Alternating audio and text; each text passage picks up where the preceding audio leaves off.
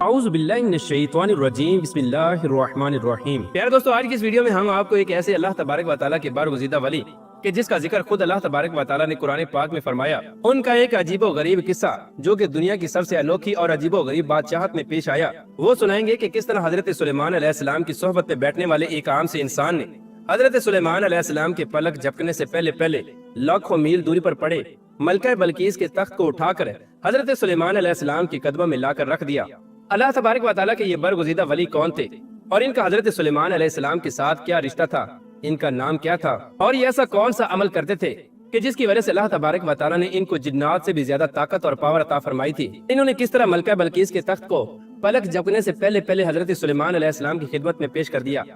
پیارے دوستو، اس ایمان افروز اور دلچسپ واقعے کو سننے کے لیے آپ سے ہماری یہ گزارش ہے کہ ہماری اس ویڈیو کو اینڈ تک ضرور دیکھیے گا۔ پیارے دوستو، حضرت سلیمان علیہ السلام اللہ تبارک و تعالیٰ کے وہ برگزیدہ نبی اور بادشاہ گزرے ہیں کہ جن کو اللہ تبارک و تعالیٰ نے دنیا کی سب سے انوکھی اور عجیب و غریب بادشاہت عطا فرمائی تھی، اور آپ کی بادشاہت پوری روئے زمین پر تھی۔ اللہ تبارک و تعالیٰ نے دنیا و کائنات کی ہر ایک مخلوق کو آپ کے تابع و فرما بردار کر دیا تھا۔ دنیا کی ہر ایک مخلوق ہر وقت حضرت سلیمان علیہ السلام کی خدمت میں حاضر رہتی اور آپ کی حکم کی پابند رہتی۔ آپ کی حکومت ایسی نرالی تھی کہ آپ ہواؤں میں سفر کرتے، آپ کا تخت ہوا میں اڑا کرتا اور ہوا آپ کے حکم سے چلا کرتی۔ جنات، پریاں، چرند پرند، حیوانات، الغرض دنیا کی ہر ایک مخلوقات ہما وقت آپ کی خدمت میں حاضر رہتی اور تمام تر مخلوقات آپ کی خدمت کے امور سر انجام دیتی۔ جہاں ایک طرف دنیا کے سب سے طاقتور جنات آپ کی خدمت میں حاضر رہتے، وہیں اللہ تبارک و تعالیٰ کے ایک برگزیدہ ایسے ولی بھی تھے کہ جن کو اللہ تبارک و تعالیٰ نے حضرت سلیمان علیہ السلام کی بادشاہت کی طرح نرالی شان اور طاقت عطا فرمائی تھی۔ ان کا نام حضرت آصف بن برقیہ تھا۔ بعض روایات کے مطابق یہ حضرت سلیمان علیہ السلام کے خالہ زاد بھائی تھے، اور بعض روایات کے مطابق یہ حضرت سلیمان علیہ السلام کے چچا زاد بھائی تھے، اور بعض روایات کے مطابق یہ آپ کے وزیر تھے۔ پیارے دوستو، روایات میں آتا ہے کہ ایک مرتبہ حضرت سلیمان علیہ السلام اپنے لشکر کو لے کر کسی سفر پر روانہ ہوئے۔ اس سفر کے اندر دنیا کی ہر ایک مخلوق آپ کی خدمت کے لیے حاضر تھی، اور اسی لشکر کے اندر آپ کا ایک چہیتا پرندہ تھا جس کا نام ہدہد تھا۔ اس کی ڈیوٹی یہ تھی کہ حضرت سلیمان علیہ السلام کا لشکر جہاں کہیں پر بھی پڑاؤ کرتا تو وہ پرندہ حضرت سلیمان علیہ السلام کے وضو اور دیگر ضروریات کے لیے زمین سے پانی تلاش کرتا۔ اس پرندے ہدہد کی نظر میں اللہ تبارک و تعالیٰ نے یہ طاقت رکھی تھی کہ یہ آسمان پر اڑتے ہوئے زمین پر نظر ڈالتا اور جہاں پر پانی ہوتا اس جگہ کی نشاندہی کر دیتا، اور پھر وہیں پر حضرت سلیمان علیہ السلام کا لشکر پڑاؤ کرتا، اور پھر اسی جگہ سے جنات کی مدد سے زمین سے پانی نکال لیا جاتا اور اس پانی سے تمام تر ضروریات کو پورا کیا جاتا۔ ایک مرتبہ ایسا ہوا کہ حضرت سلیمان علیہ السلام کسی سفر پر روانہ ہوئے تو حضرت سلیمان علیہ السلام نے کسی مقام پر پڑاؤ کرنا چاہا، تو آپ علیہ السلام نے اپنے پیارے چہیتے پرندے ہدہد کو طلب کیا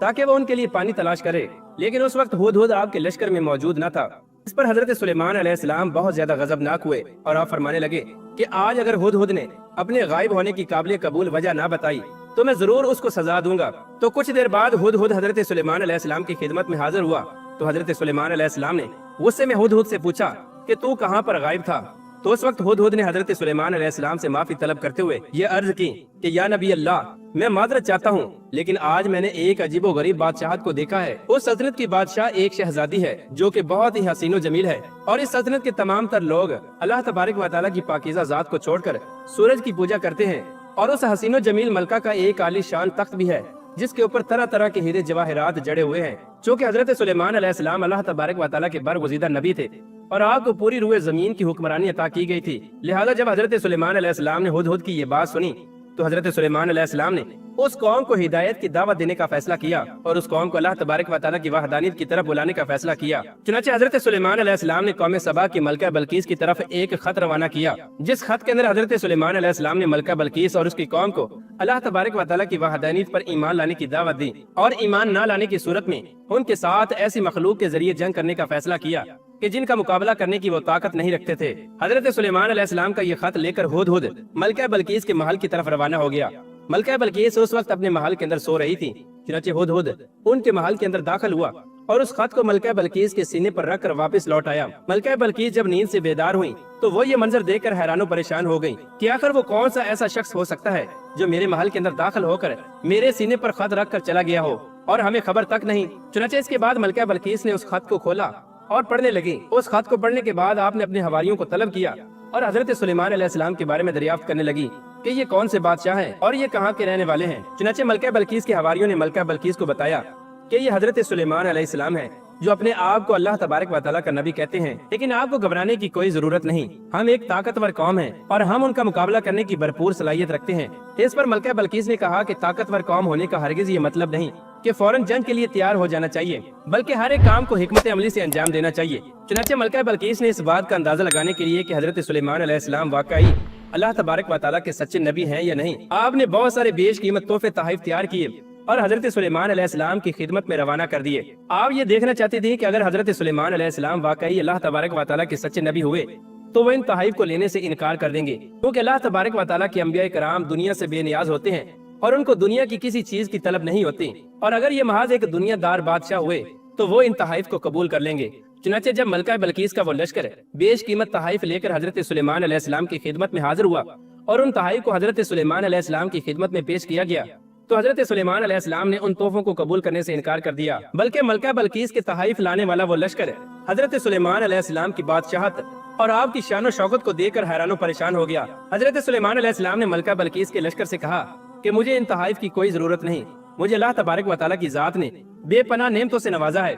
आप अपनी मलका से जाकर कहो कि वो अल्लाह तबारक व तआला की वहदानियत पर ईमान ले आए और मेरे दरबार में हाजिर हो जाए। चुनांचे ये लश्कर हजरत सुलेमान अलैहिस्सलाम की ये बात सुनकर वहाँ से वापस मलका बल्कीस की तरफ रवाना हो गया। जब ये लश्कर मलका बल्कीस के दरबार में हाजिर हुआ तो इस लश्कर ने मलका बल्कीस को हजरत सुलेमान अलैहिस्सलाम की शान शौकत के बारे में बताया और उनकी अजीम शान बादशाहत के बारे में बताया। अपने लश्कर की ये बात सुनकर मलका बल्कीस बहुत ज्यादा मुतासर हुई और हैरान परेशान हुई। चुनांचे मलका बल्कीस ने हजरत सुलेमान अलैहिस्सलाम की खिदमत में हाजिर होने का फैसला कर लिया। मलका बल्कीस ने एक आलीशान लश्कर तैयार किया और उस लश्कर को लेकर हजरत सुलेमान अलैहिस्सलाम की तरफ रवाना हो गई। और उधर जब हजरत सुलेमान अलैहिस्सलाम को इस बात का पता चला कि मलका बल्कीस अपने लश्कर के हमरा मेरे दरबार में हाजिर हो रही हैं, तो उस वक्त हजरत सुलेमान अलैहिस्सलाम ने अपने दरबार में मौजूद बैठे तमाम लोगों से मुखातिब होकर फरमाया कि कोई ऐसा शख्स है जो मलका बल्कीस के महल में पहुंचने से पहले पहले उसके आलीशान तख्त को मेरी खिदमत में लाकर हाजिर कर दे। चुनांचे उस वक्त हजरत सुलेमान अलैहिस्सलाम की मजलिस में एक जिन मौजूद था जो कि बहुत ज्यादा ताकतवर था। उसने खड़े होकर हजरत सुलेमान अलैहिस्सलाम की बारगाह में अर्ज की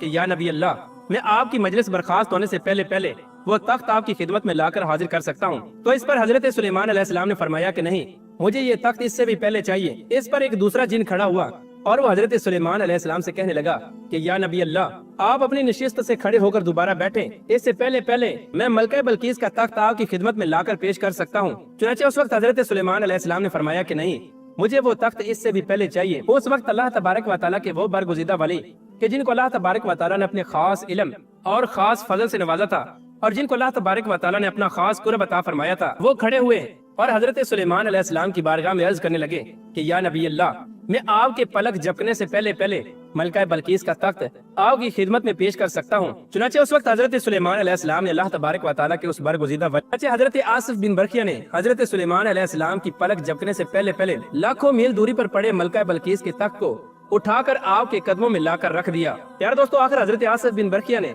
मलका बल्कीस का तख्त पलक झपकने से पहले पहले कैसे हजरत सुलेमान अलैहिस्सलाम की खिदमत में पेश कर दिया, और आप ऐसा कौन सा अमल करते थे कि जिसकी वजह से अल्लाह तबारक व तआला ने आपको ये ताकत अता फरमाई थी। तो इसके बारे में मुफस्सिरीन इरशाद फरमाते हैं कि हजरत आसिफ बिन बरकिया के पास अल्लाह तबारक व तआला का इल्म लदुनी था और आपने अल्लाह तबारक व तआला के इसमें आजम की बरकत से मलका बल्कीस के तख्त को पलक झपकने से पहले पहले हजरत सुलेमान अलैहिस्सलाम की खिदमत में पेश कर दिया। हजरत आसिफ बिन बरकिया दौरे सुलेमान अलैहिस्सलाम के कामिल वली थे और अल्लाह तबारक व तआला का खास कुर्ब रखते थे। इसके बाद हजरत सुलेमान अलैहिस्सलाम ने उस तख्त की शक्ल सूरत को तब्दील करने का हुक्म दिया ताकि वो मलका बल्कीस की अकल का अंदाजा लगा सकें कि आया मलका बल्कीस अपने तख्त को देखकर पहचानती हैं या नहीं। चुनांचे आपके हुक्म पर मलका बल्कीस के तख्त की शक्ल सूरत को चेंज कर दिया गया। जब मलका बल्कीस हजरत सुलेमान अलैहिस्सलाम के दरबार में हाजिर हुई तो आपकी आली शान सल्तनत को देखकर हैरान परेशान हो गयी। हजरत सुलेमान अलैहिस्सलाम ने मलका बल्कीस का खड़े होकर इस्तकबाल किया। इस तरह मलका बल्कीस आपके अखलाक से बहुत ज्यादा मुतासर हुई। इसके बाद मलका बल्कीस को